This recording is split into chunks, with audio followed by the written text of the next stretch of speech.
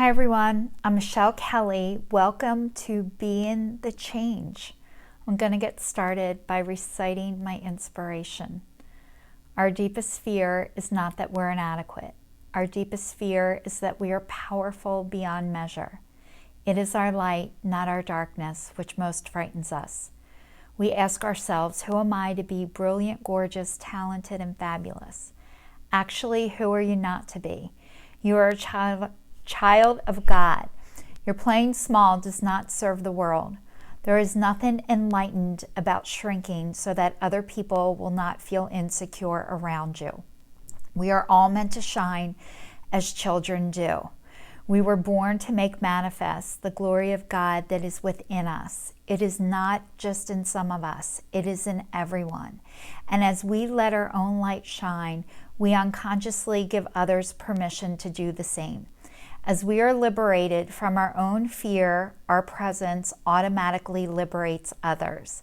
Marianne Williamson. I'd like to say welcome to everybody who's watching me for the first time, and thank you, and welcome back, and thank you so much to everybody who's been on this journey with me. I said in 2019 for my New Year's resolution that I was breaking up with fear, I was breaking up with shame, and I was breaking up with guilt.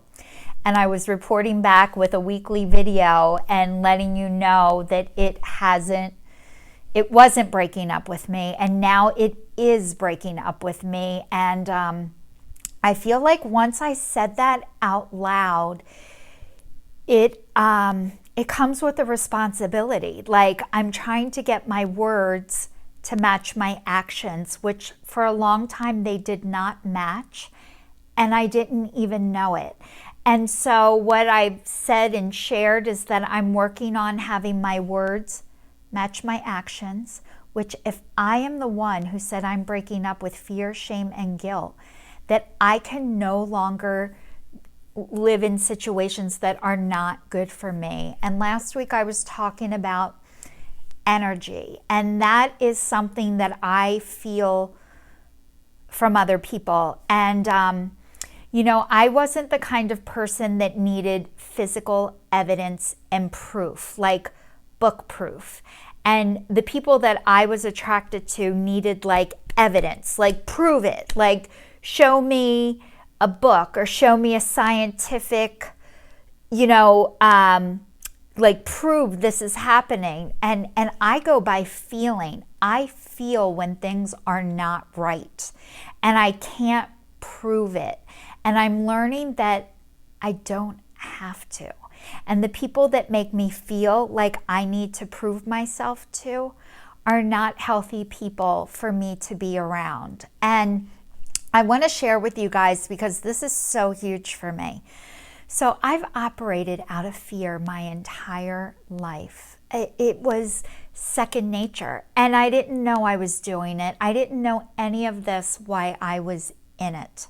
I promise you, it's only after doing a lot of work on myself and looking back into my life. But last year I was in a car accident and I was injured, and I had an attorney, and my attorney wrote in an email that if I did not go to the doctor that he said I should go to, that he would no longer represent me. So that was my sign that this was not the right person for me. And when I went into his office, he fired me, which I was so grateful for, because I knew he wasn't the right one for me and I needed to leave him anyway, but I didn't have to do the dirty work, which was pretty cool. So I ended up with a second attorney's office, and I started to get a feeling that this wasn't right for me, except for I'm getting now towards the end. I'm getting now towards it. It would be easier to stay with them than to start all over again with somebody else. And I don't want to start all over again. Like, I would have loved to just wrap it up and end it, but I couldn't because they weren't right for me. And I had to remove myself from that situation. And I have to start all over again, which is something I never wanted to do. I never wanted to do the work. And that's why I stayed in things for too long, because the work involved after the fact of I said this wasn't okay meant I had to move it. And I was scared and I didn't know how to move it. But every time I spoke up for myself and started to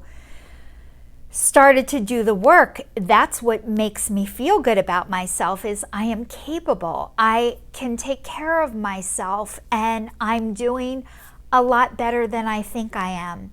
And when I'm around people that make me second guess myself or try and make me second guess myself, that is just affirming that they're not the right people for me to be with. And when I let this attorney's office know that I was no longer needing them, she said, no one ever is going to represent you again.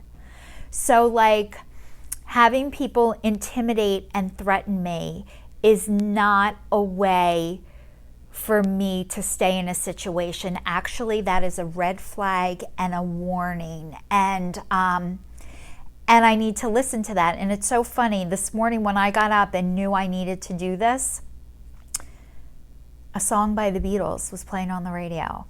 And I didn't intentionally put it on. And I told people when I was growing up, we listened to Breakfast with the Beatles every Sunday. That was our church. And now whenever I hear a song from the Beatles, I think it's God talking to me. So this morning when I woke up and I put on the radio and I heard my Beatles song, I'm like, this is God telling me it's going to be okay, Michelle.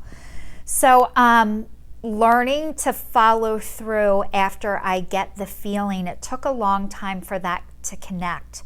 I went to a counselor years ago and he said, I think and I feel and I don't act. And I got so pissed. I'm like, I'm gonna act. And in the beginning, I acted out of spite. Like, screw you, watch me. And now I react out of, my one girlfriend said, instead of saying to people, I'll show you, how about I'll show me? So I'm going to show me what I'm capable of. And that's what makes me feel good. So thank you to everybody who's watching me. I know we are in a really hard time. People are losing their shit, including me. But I just have to trust that there is a divine plan for me, and it's way better than I can ever imagine. And that is the hope that I can help spread to all of you. So feeling like I'm not going to be okay has always been a feeling that I have lived with, and I'm trying to reverse that one day at a time. So thanks for everybody watching. Please stay tuned, and I will see you all next week.